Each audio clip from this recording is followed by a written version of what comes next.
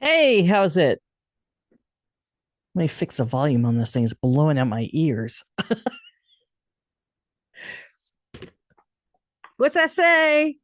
Happy New Year. It's the first episode of the new year. It's the number three installment of our grief series.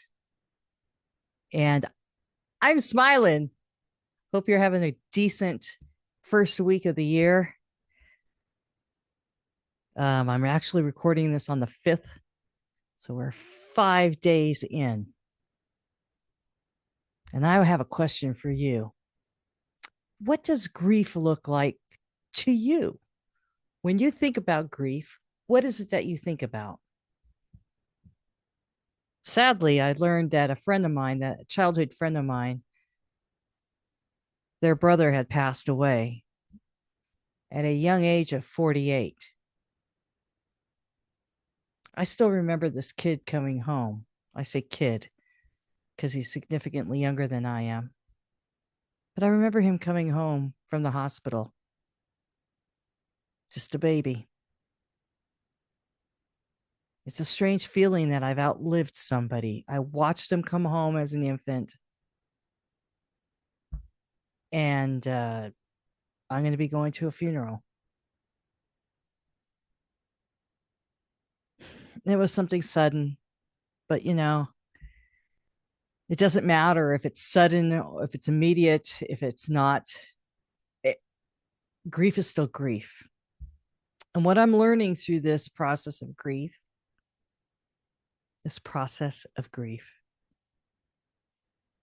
it doesn't go away, but you learn to live with it. I'm learning. I always told you that I was going to talk about things that I've gone through, that I've experienced. I don't really want to talk about things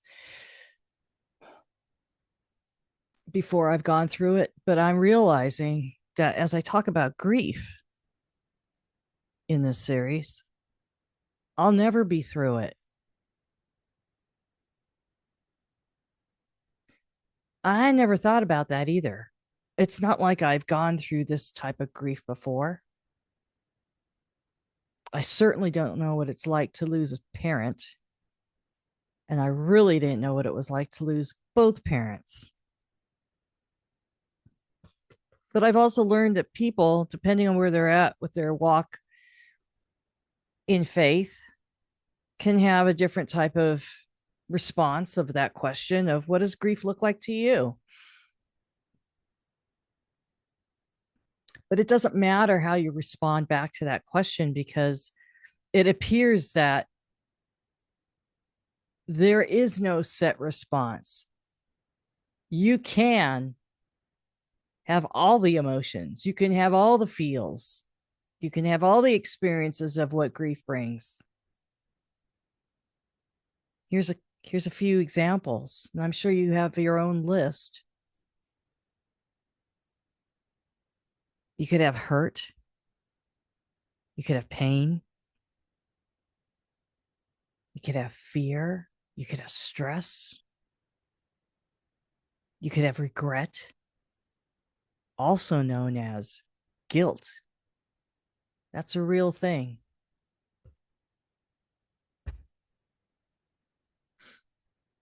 My hair is in my face. I don't know if you see that. But on the flip side, as a caregiver, which is what I was to both my parents, some of you might experience this: a sense of relief,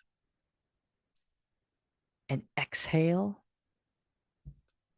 You might feel joy, gladness, peace. It's strange to think that those words could also accompany grief. You might feel anger, disappointment.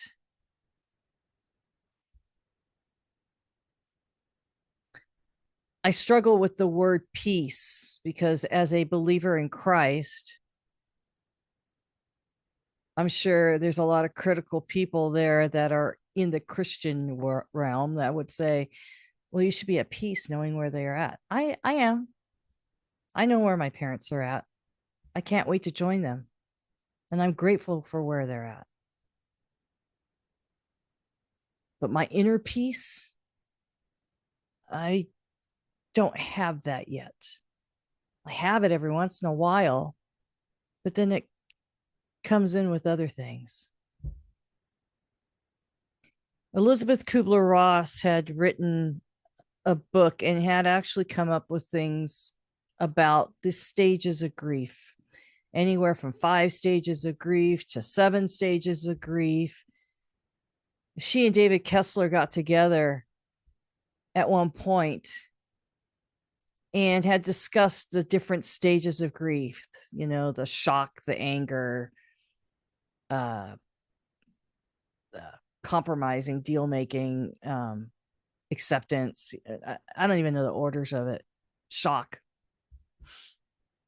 But even Elizabeth Kubler-Ross said that's not even valid anymore. I think when those stages of grief were developed, it wasn't even for grief. It was just how to deal with the stages of death. When you learn about your impending doom of terminal sickness uh and your anticipation of grief or death, and they found that those stages would be equivalent for people that are going through grieving, but it really isn't so, because some people may not be in shock. Some people may be at a different phase. And even David Kessler, a noted grief counselor, said it doesn't really apply. And sometimes when you go through one cycle of anger or fear or whatever it is, it can repeat itself. And, it's been stated that grief is basically love that has nowhere to go.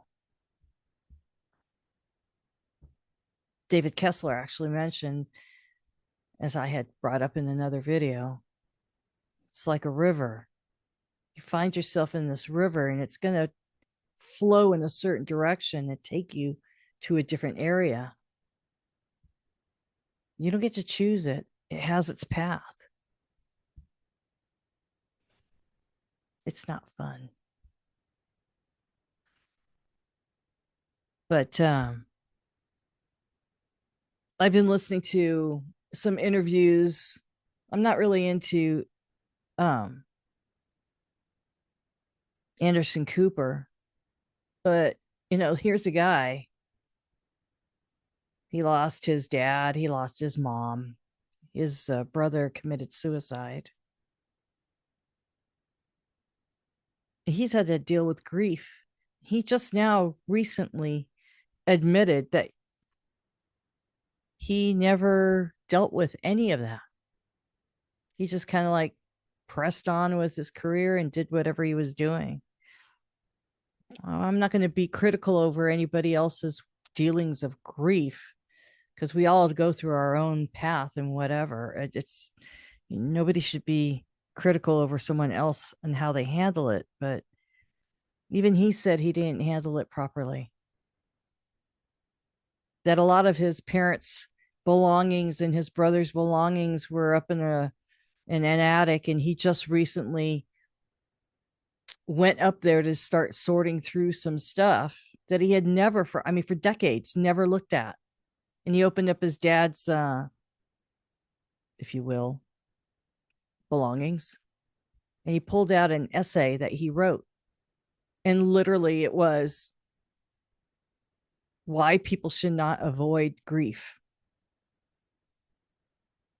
Can you imagine all these years you don't look at things, and then all of a sudden you finally said, I got to deal with it? And he said when he opened that up, he freaked out. He goes, I don't believe in this stuff. He goes, but why would I find that the very first document, the very first paper that I open up when I decide to deal with this stuff and my parents' belongings, my dad, who was a writer, I pull up an essay that he wrote, and it literally is why why children need to deal with grief, because unresolved grief will affect the rest of your life and how you deal with life and living. And he goes, oh my gosh, I did exactly what my dad said you just should not do.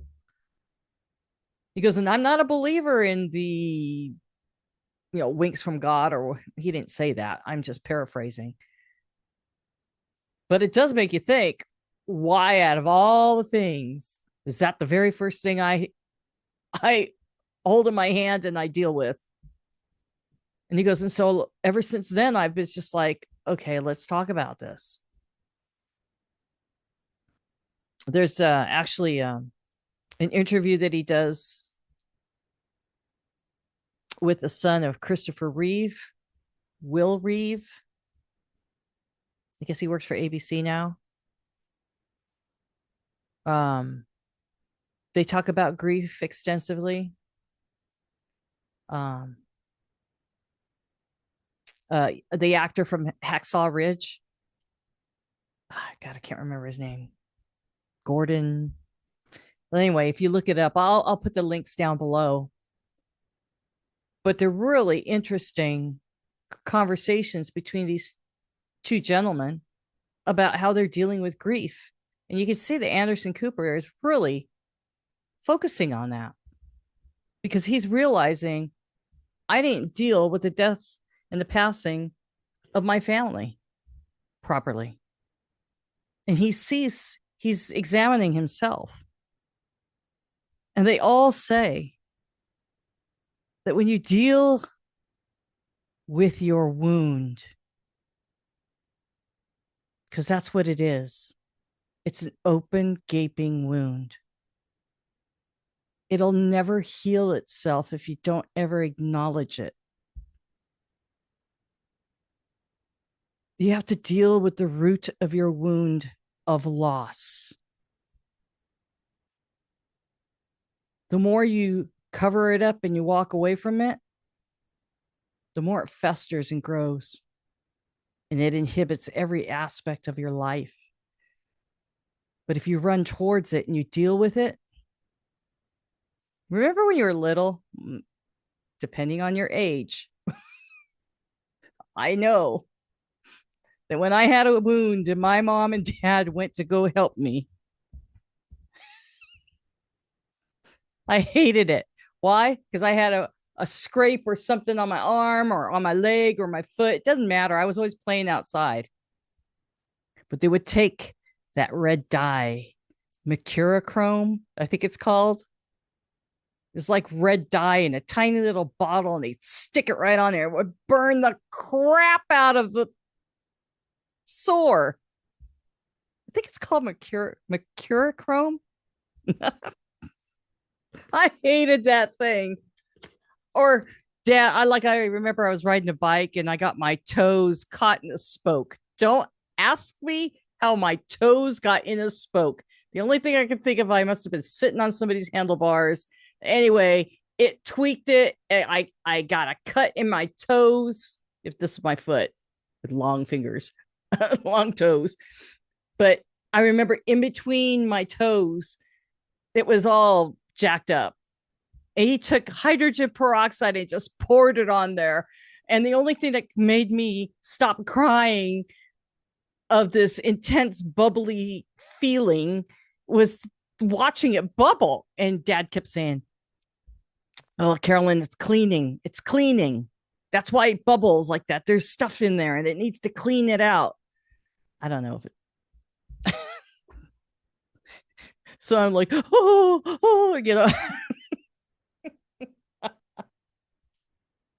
But you got to feel the pain.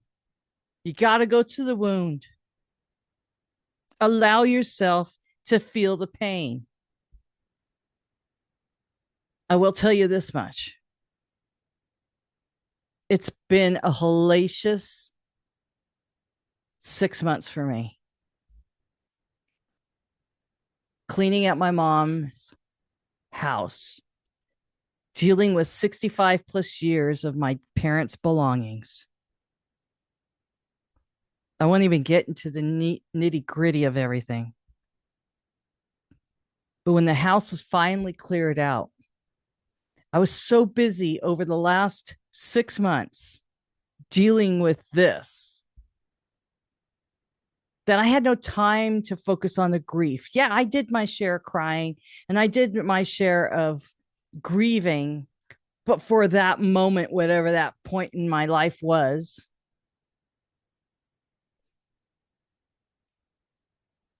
But when the house became empty and I cleared things away, I felt like I was throwing my mom away. I felt like I was throwing my dad away. I looked at the belongings. I looked at their stuff. Isn't that amazing? We work so hard for everything that we have. You can't take it with you. It's just stuff. It's stuff you recognize from your childhood. It's stuff that you recognize. It's just stuff.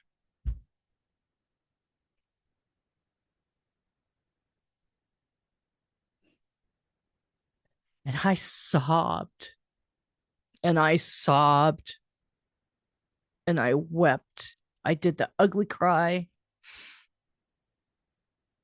I cried out to my mom. I felt like I was 3 years old. I remember being 3 years old, staying in San Diego with my aunt and my uncle. I had to have been like 3 or 4 years old because nobody else was born. I was the firstborn of the family, right? And for whatever reason, I ended up I think we were visiting in San Diego or something. And my parents left. And my aunt and uncle didn't have any kids at the time. I know that because I was by myself and they doted on me. And I remember in the middle of the night, I woke up, I want my mommy.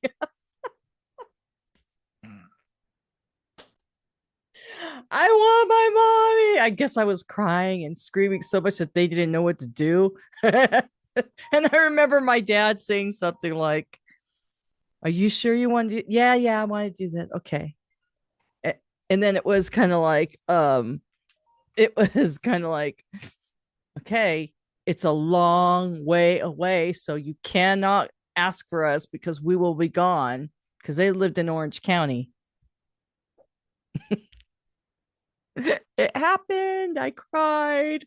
And the weird thing is, I remember crying. When you're like sitting there, you go, I remember being in the dark, crying for my mom, crying for my dad, mostly crying for my mom. And I remember sitting there and doing this. When when little kids they can't inhale anything, they're like trying to get your breath and just crying. And I remember my aunt coming in the room going, okay, your mom and dad are coming. And I remember thinking, okay, good. But I have no sense of time. I remember all that. I bring that up because here I am. I'm 61. I'm in an empty house. And I'm crying just as hard for my mom.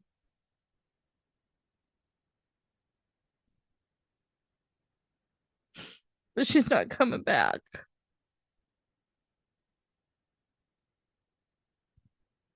I'm going towards the pain.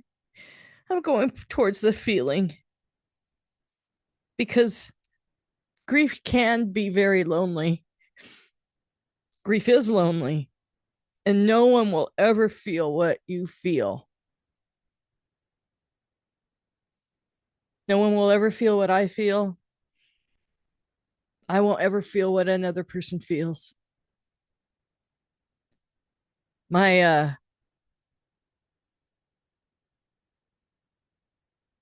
I hesitate with this one, but my best friend of more than 50 years lost her mom around the same time that I lost my mom.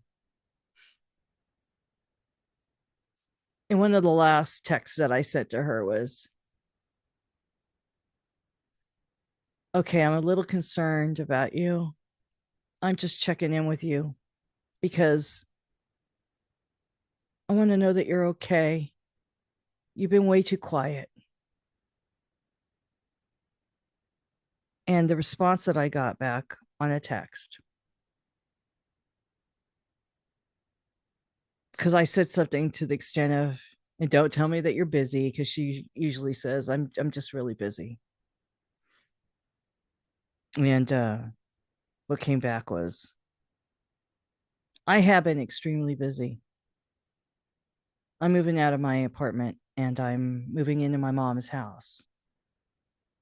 And she's not there. So excuse me if I haven't gotten in touch with you. I said, okay, just checking up on you and get back to me when you can.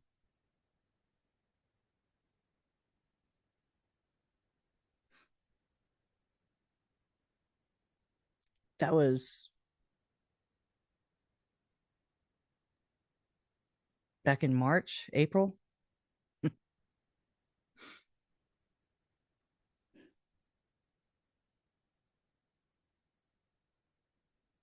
It's painful. I won't ever know what she's going through. The only reason people know what I'm going through is because I'm doing these videos. I don't hold it against anybody. I can't be critical of anybody else's grief.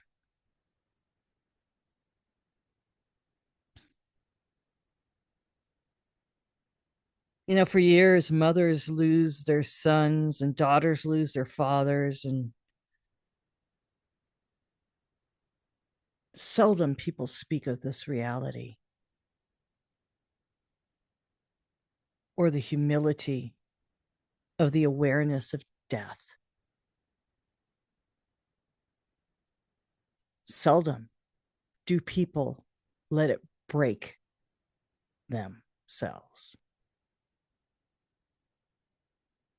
More than likely, they become stoic. I'm going to press through. I'm going to focus on the good. I'm going to focus on the feel goods. I'm going to focus on the things that bring me joy. I think that's a good thing. But when you focus on it so much that you never acknowledge the grief and the pain and the hurt that you're going through, it still sits there.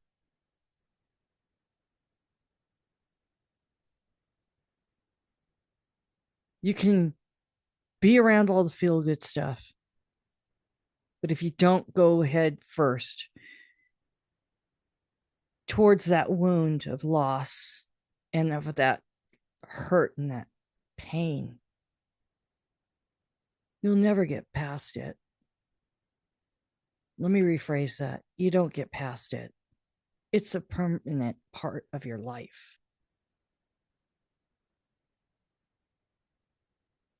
Someone actually said at one point, you don't overcome it, you learn to live with it. Will Reeve talked about his dad, Christopher Reeve, and a year later, he lost his mom, Dana Reeve, to lung cancer. No history of smoking, nothing, but she had lung cancer and died of lung cancer. And he describes pretty detailed what that was like. And he said the weird thing is when you act normal, when you smile more, when you're more on the positive side, he goes, and I'm paraphrasing, I may be smiling, but I'm hurting. I'm hurting inside. But people tend to accept you more, a lot better when you smile and you act positive because it makes them feel better. But in no way does it make you feel any better. My first thought, that sucks because nobody looks at the grieving person. I also read somebody had mentioned how they were just literally dying for someone to just ask, how are you doing? Or just ask about their parent or their loved one. Because they said, nobody ever asks how I am, or nobody ever asks about my loved one. I want to remember their memory. I want to talk about them, but nobody wants to talk about it. I get that. And I thought, you know what? That's true. Nobody wants to talk. They don't bring it up. I bring it up because I'm doing these things. But that's just it. Nobody's asking me. So I'm basically putting it out there. I get that.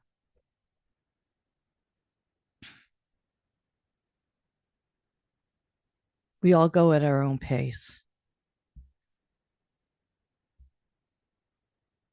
And the only way to show compassion and show love is to give people space if they want it.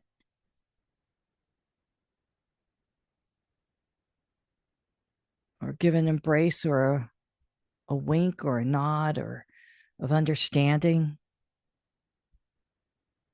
Nobody should push another person. When I brought up my best friend and what she was going through, I have no idea. But I'm not about to be the first. I'm not going to be a person to push her. It's not my, that's not for me to say or do any more than it is for her to say, for God's sakes, Carolyn, get over it.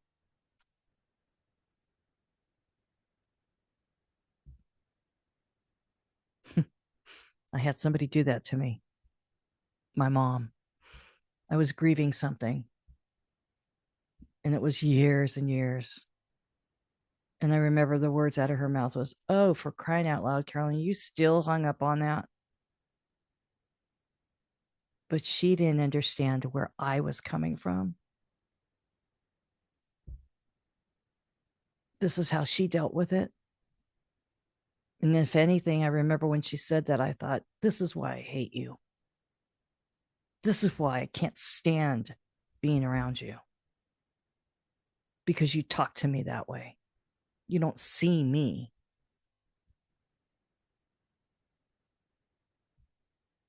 And like I said, my mom and I we never really got along. But towards the end of her life, we did resolve things. There was no walls up with me and no walls up with her.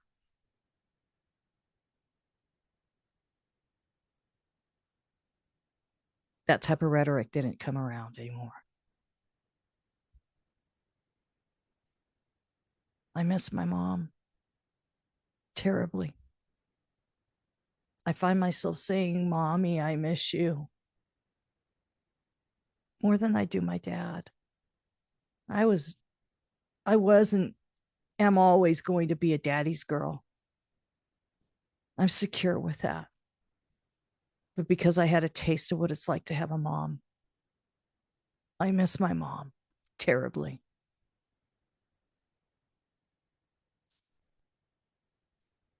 On this third episode, what does grief look like to you? Only you can answer that. But what I have learned in closing, let it break you. Face it, feel it, as uncomfortable as it is. Let it get under your skin, because the moment you deal with it, the more of it gets out.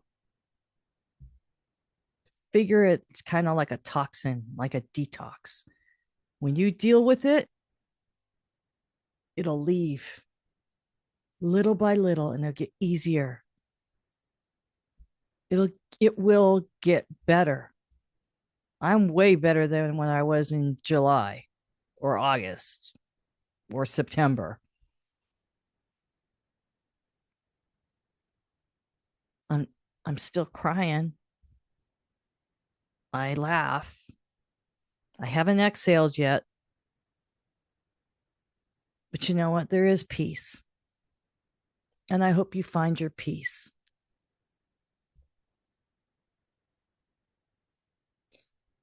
In the meantime, Happy New Year. Let 2025 be a good year for you. I am hoping it's a good year for me.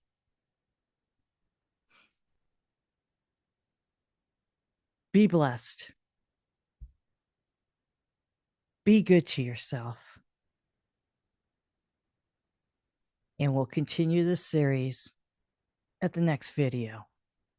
In the meantime, check this out. Check that out. Again, be blessed and be good to yourself. Happy New Year.